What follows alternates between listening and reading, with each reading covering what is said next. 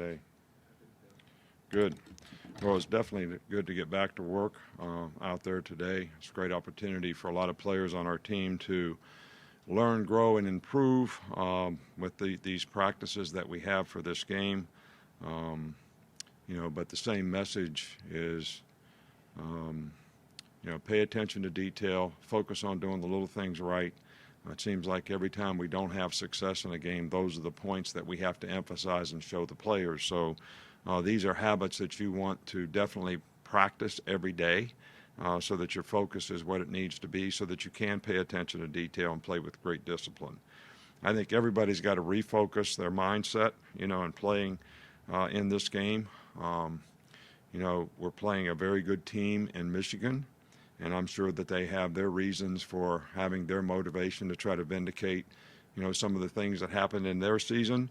And I also think that, we have a lot of reasons to, want to play well, to, sort of vindicate some of the disappointments that we've had in our season. I think, team success goes a long way in elevating individuals, and individual performance gets noticed when teams have success. And I think, every player needs to know that he can create value for himself by playing well in this game, whether it's his future at Alabama or his future because this is the last time he'll play here. I'd like to congratulate, 15 guys that graduated on Saturday, which brings to 23 guys, that have graduated in this class. To this point, we've had 150 graduates in the last 6 years, which is, I think, something that ranks very high nationally in terms of guys finishing their degree in 3.5 years or better.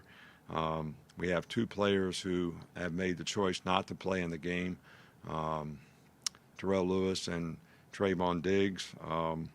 Every guy's got choice and decision to make, and we certainly respect and understand their decision and wish them well in what they choose to do. DJ Dale has not responded, very well to treatment and medications to, try to get him in a position where he might be able to play in this game. So he is doubtful, and we're going to, explore other protocols to try to get him better. Just a couple of more injury updates. We saw Miller, Forstall, and Trey Sanders at practice today. Just how close are those guys to being able to play in the game?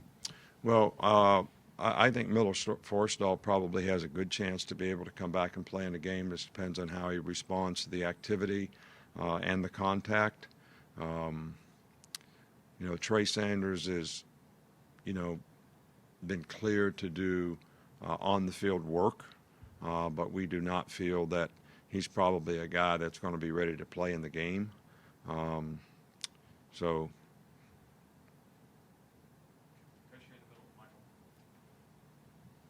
You mentioned the importance of responding to this game and refocusing. What have you seen from the focus of this team entering a game in a rare moment here for a game that's not in the playoff or a championship contention?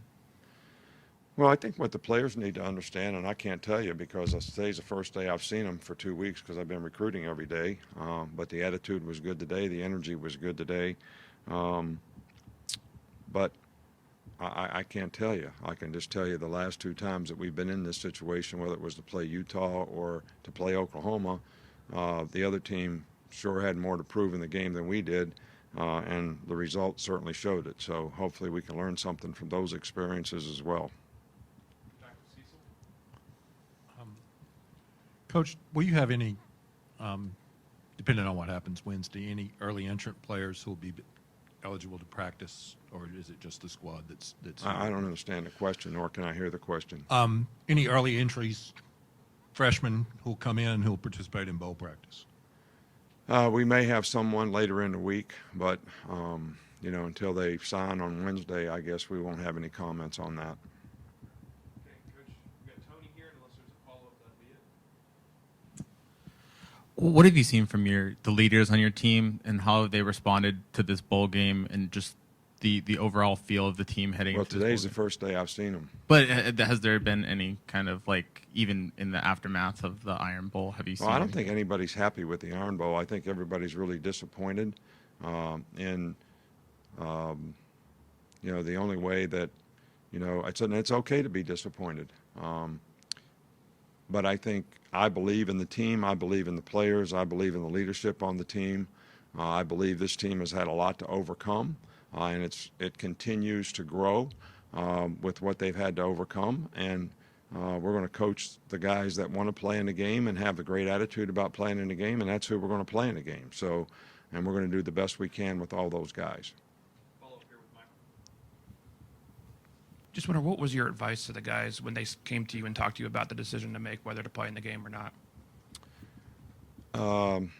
Well, look, I try to get guys to make business decisions about what they're going to do, and I kind of get it if you're a high first-round draft pick. The money versus how you can protect yourself and insure yourself, may make a business decision that says the risk is not worth the reward of playing in the game. But if you're not in that position, then you have an opportunity to showcase your talents and try to impress people with, how you play in the game. And that's pretty much what I told, those guys, and it's, their choice. And everybody has to live with sort of the consequences of their decisions, whether they're good decisions or bad decisions.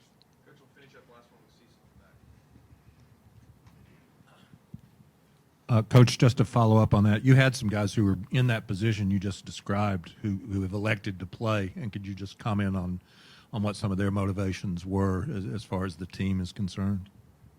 Well, I haven't talked to those guys, but I really I got draft grades from 20 different teams, and if you guys pick guys, do you guys actually pick guys in the draft? Does the media pick guys?